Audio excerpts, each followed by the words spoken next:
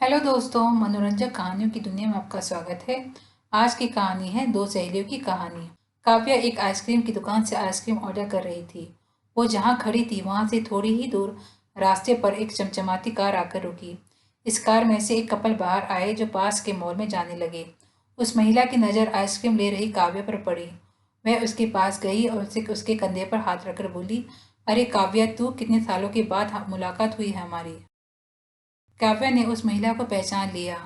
वो कोई और नहीं, उसके कॉलेज की सहेली कविता थी।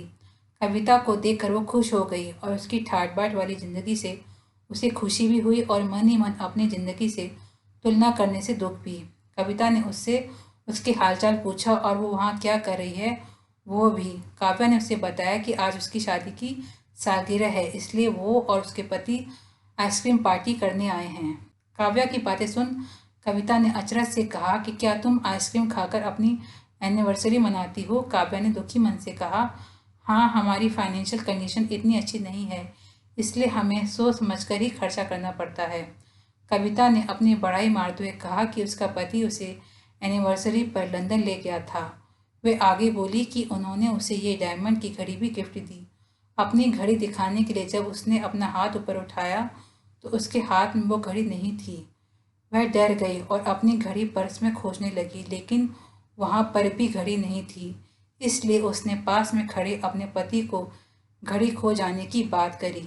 तब उसका पति उस पर गुस्सा करने लगा और उसे और उसके माँ बाप को भला बुरा कहने लगा। फिर गुस्से में उसका पति घड़ी खोजने के लिए कार की तरफ चला गया। काव्य ये सब हैरानी से देख रही थी। उसने कविता से पूछा कि उसका पति उससे कैसे बात करता है। कविता ने आंखों में आंसू के साथ कहा कि उसके ससुराल वाले रिश्तों से ज़्यादा पैसों से प्यार करते हैं। काव्या को कुछ दिन पहले की बात याद आई, जब उससे नया मोबाइल गलती से टूट गया था। उसने डरते डरते अपने पति से बोला तो उसके इस पति ने स्माइल के साथ उसे समझाया कि डरती क्यों हो, मैं इसे रिपेयर करवा दूंगा। उसने आज जो कुछ देखा और महसूस किया, उसने उसे अपनी ज़िंदगी को पॉजिटिव दृष्टिकोण से देखना सीख लिया। दोस्तों, अगर आपको स्टोरी अच्छी लगी हो तो अपने दोस्तों के साथ भी शेयर कीजिए और कमेंट में ज़रूर बताइए कि कैसी लगी स्टोरी।